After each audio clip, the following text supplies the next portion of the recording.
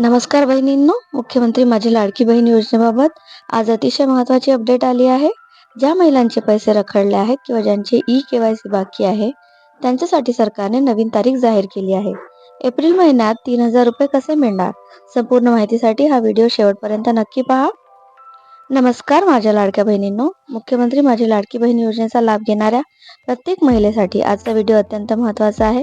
जर तुम्हाला अजूनही फेब्रुवारी किंवा मार्चचे पैसे मिळाले नसतील किंवा तुमचे ई-के-वाय-सी बाकी असेल तर तुमच्यासाठी राज्य सरकारने एक मोठा निर्णय घेतला आहे. एप्रिल महिन्यात तुम्हाला एकाच वेळी 3,000 रुपये मिळणार आहेत का? आणि ई-के-वाय-सीची शेवटची तारीख काय आहे? हे सर्व आपण आजच्या व्हिडिओमध्ये पाहणार आहोत. व्हिडिओ सुरू करण्यापूर्वी जर तुम्ही चॅनलवर नवीन असाल तर आताच सबस्क्राईब करा आणि बेल आयकॉन दाबा. तर बहिणींनो, सर्वात पहिली आणि मोठी अपडेट म्हणजे ई-के-वाय-सी. राज्यातील लाखो महिलांचे अर्ज केवळ ई-के-वाय-सी पूर्ण नसल्यामुळे अडकले आहेत. सरकारने आता ही मुदत वाढवून 31 मार्च 2026 पर्यंत केली आहे. ज्यांचे अर्ज पेंडिंग दाखवत आहेत किंवा ज्यांना तांत्रिक अडचणी येत होत्या त्यांनी 31 मार्चच्या आत नारी शक्ती दूत ॲपवर जाऊन किंवा अधिकृत पोर्टलवर आपले ई-के-वाय-सी पूर्ण करून घ्यावे. जर तुम्ही हे केले नाही तर तुमचा पुढचा हप्ता कायमचा बंद होऊ शकतो. एप्रिलमध्ये दुप्पट हप्ता मिळणार का? आता वळूया सर्वात महत्त्वाच्या प्रश्नाकडे. पैसे कधी मिळणार? अनेक भगिनींना फेब्रुवारी आणि मार्च महिन्याचा हप्ता मिळालेला नाही.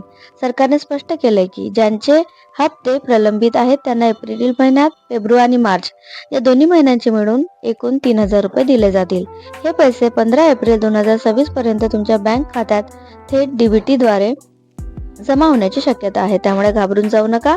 तुमचे हप्ते कुठेही गेलेले नाहीत, ते फक्त प्रक्रियेत आहेत. त्यानंतर मुख्यमंत्री एकनाथ शिंदे यांनी अनेक सभांमध्ये आश्वासन दिले आहे की भविष्यात हा हप्ता 1,500 वरून वाढवून 2,100 केला जाईल.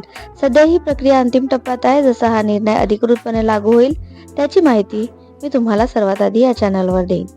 तर मित्रांनो, तुम्हाला काय चुका टाळायच्या आहेत आणि कोणत्या गोष्टी तपासायच्या आहेत ते बघूया. तुमच्या खात्यात पैसे येण्यासाठी खालील गोष्टींची खात्री करून घ्या.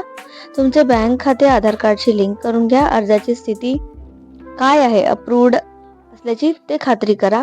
जर तुमचा बँक पत्ता किंवा मोबाईल नंबर बदलला असेल तर तो पोर्टलवर आत्ताच अपडेट करा.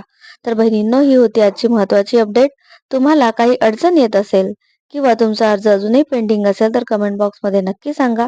मी तुमच्या प्रश्नांची उत्तरे देण्याचा प्रयत्न करेन. व्हिडिओ आवडला असेल तर लाईक करा आणि तुमच्या इतर गरजू मैत्रिणींना आणि नातेवाईकांना हा व्हिडिओ शेअर करायला विसरू नका. धन्यवाद. जय महाराष्ट्र.